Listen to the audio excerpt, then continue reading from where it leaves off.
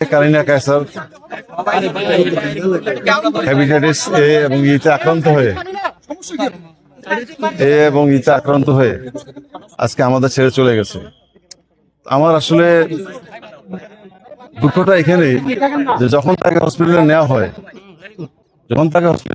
তখন যদি ডিউটিরত doctor check করে যখন দেখছে যে এই হেপাটাইটিস এ এবং এর চিকিৎসা বাংলাদেশে হয় না এবং তার লিভার অলরেডি 60 to 70% ড্যামেজ হয়েছে, তখন ফার্স্ট ডেতে আমার বলতে পারতো, তাহলে সেকেন্ড ডেতে আমি তাকে শিফট করতে পারতাম। তাকে নিয়ে ওইখানে 5 দিন এখানে চিকিৎসা এই আইসিইউতে ঢুকায়া তারা শ্বাসকষ্ট দিছে, তার কফ জমে গেছে, তার বুকের মধ্যে কফ জমে গেছে, কফ ইনফেকশন হয়ে গেছে। তো এখন আমার কথা হলো যে আমাদের এত এই দেশে বিগত সরকার হাজার হাজার কোটি টাকা খরচ করেছে এই স্বাস্থ্য খাতে, সামান্য একটা লিভার ট্রান্সফার করার জন্য ট্রান্সপ্লান্টের একটা সেট আপ, একটা ওটি, কোনো কিছুই নাই। এটা হইতে পারে একটা দেশের মধ্যে?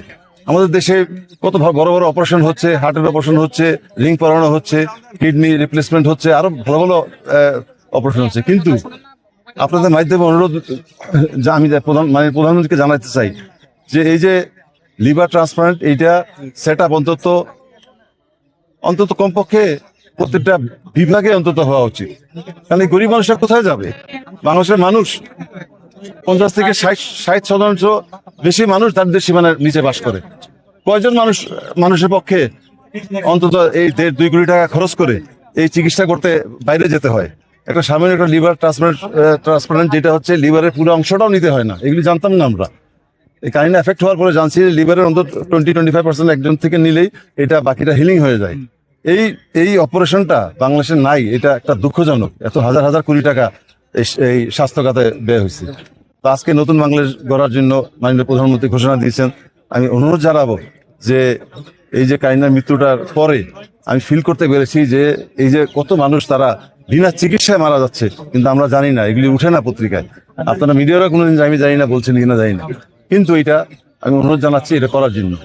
আজকে তাকে সে প্রায় যখন তাকে এখান থেকে শিফট করা হয় তখনও তার কন্ডিশন অন্তত 50% বেশি ভালো ছিল।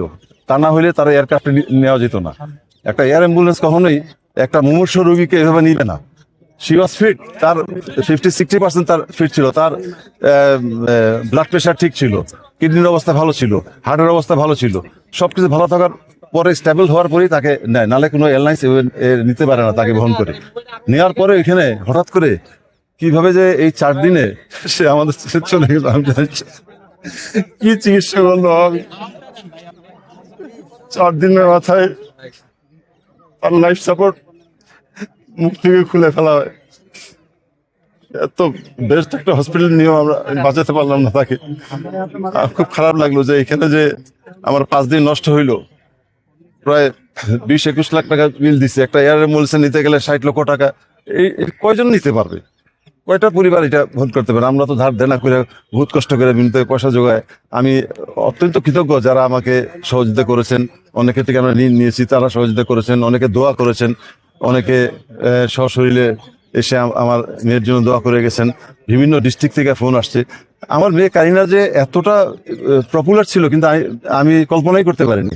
আপনারা মিডিয়াতে যে আসছেন, আমি এটা দেখে আমি আশ্চর্য হয়ে গেছি, সারপ্রাইজ হয়েছে। সে খুব অল্প দিনের একটা মানে যেটা সে কিছু ভিডিওস দিছে, সে কিছু ভিডিওস করতো, ফানি ভিডিও, কিছু শিক্ষামূলক ভিডিও করেছে, কিছু খাওয়ার ভিডিও করতো। হ্যাঁ, তো তার আসলে তার প্রথম থেকে একটু ওভারওয়েট ছিল, একটু ফ্যাটি লিভার ছিল। তো এই যে এটার যে আমি বলবো নতুন প্রজন্মকে, আপনারা নিজের শরীরের প্রতি খেয়াল রাখবেন। স্বাস্থ্যটা হলো সবচেয়ে ইম্পর্টেন্ট জিনিস। এইটা যদি ঠিক না থাকে আপনারা সামনের দিকে কেমন আগাবেন, কেমনে সুন্দর একটি বাংলাদেশ গড়ে তুলবেন? আপনার স্বাস্থ্য চেক আপ করান। প্রতি বছর একটা মানুষের স্বাস্থ্য চেক আপ করা উচিত। আমরা যাই কখন হঠাৎ করে বুকে ব্যথা হইলে আমরা গিয়া দেখি যে 3টা ব্লক, 90% ব্লক, 80% ব্লক, 95% ব্লক।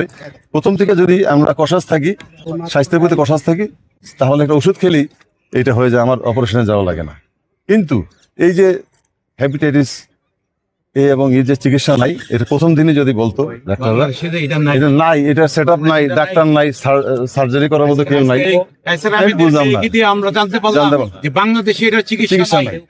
এটা অবাক লাগে আমার কত কাছে। রকম কত ধরনের কথাবার্তা সবাই বলে, কত কিছু করে, কিন্তু এই চিকিৎসা না বাংলাদেশে হয় নাই। এবং কেন হবে না? এবং এত টাকা পয়সা হাজার হাজার কোটি টাকা বরাদ্দ চলে হয়েছে যাচ্ছে, কিন্তু শিক্ষা এই খাতে। চিকিৎসা না আমাদের দেশে নাই। That means আরো চিকিৎসা হয় না, যেটা জন্য আমাদের সাফার করবো, আমাদের ছেলে মেয়েরা এটা তো হইতে পারে না কোনোভাবে।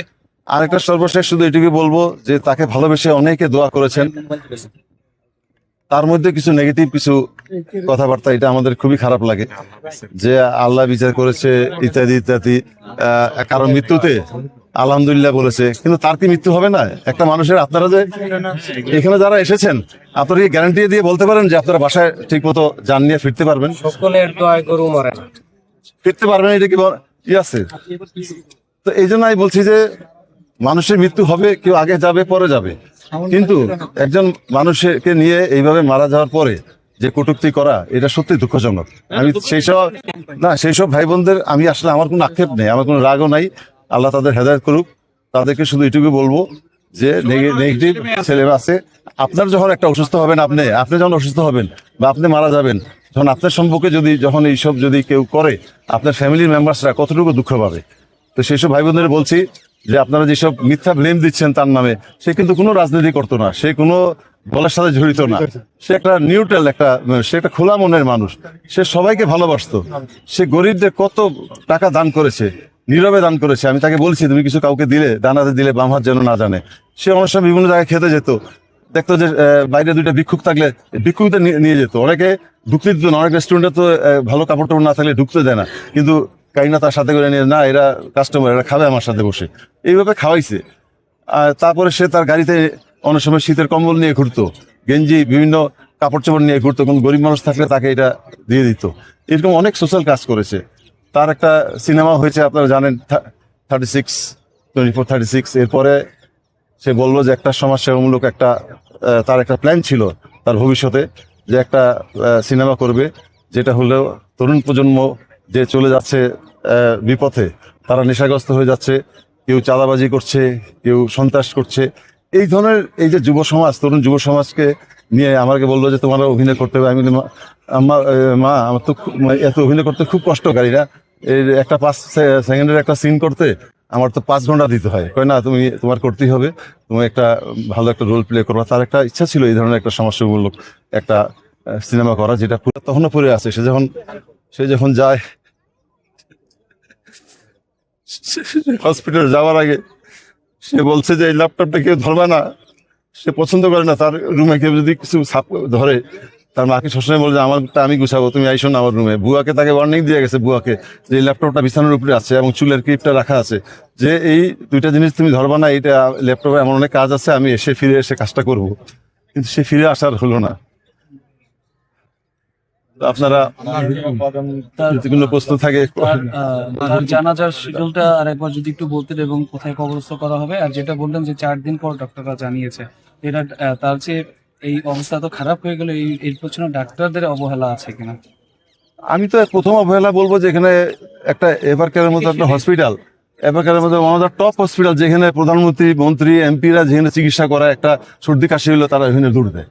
কিন্তু আমি বলবো যে তারা তো প্রথমেই আমাকে জানানো উচিত ছিল, একদম ফার্স্ট ডেতে, যে আপনার যেই রোগটা হয়েছে এটা কিন্তু বাংলাদেশে কোনো চিকিৎসা নাই, কোনো ডাক্তার নাই, কোনো সার্জন নাই, কোনো ওটি নাই, কোনো সেট আপ নাই, কিচ্ছু নাই।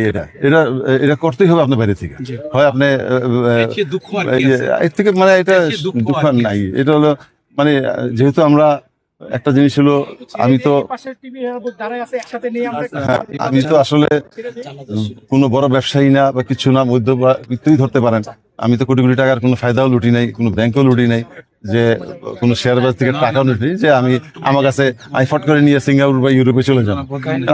আমার কথা হইলো যে আমার অল্প কিছু টাকা নিয়েই আমার যেতে হয়েছে, ইন্ডিয়ার চয়েস করছি। এই জন্য ভারতে ওইটা ভালো হসপিটাল ছিল, কিন্তু তারা, আমি জানি না কতটুকু চিকিৎসা করছেন। আমার ওয়াইফের সাথে আমি বসতে পারিনি, মাত্র এসছে। কি কারণে এই 4 দিনের মাথায় হঠাৎ করে তারা লাইফ সাপোর্ট থেকে খুলে ফেললো এবং কারিনা আমাদের ছেড়ে চলে গেল, আমি জানি না। আপনারা সবাই দোয়া করবেন, সবাই দোয়া করবেন। ভালো লাগলে লাইক, কমেন্ট করে আপনার মতামত দিন। সাথে থাকার জন্য সাবস্ক্রাইব করুন এবং বেল বাটনটিতে ক্লিক করুন।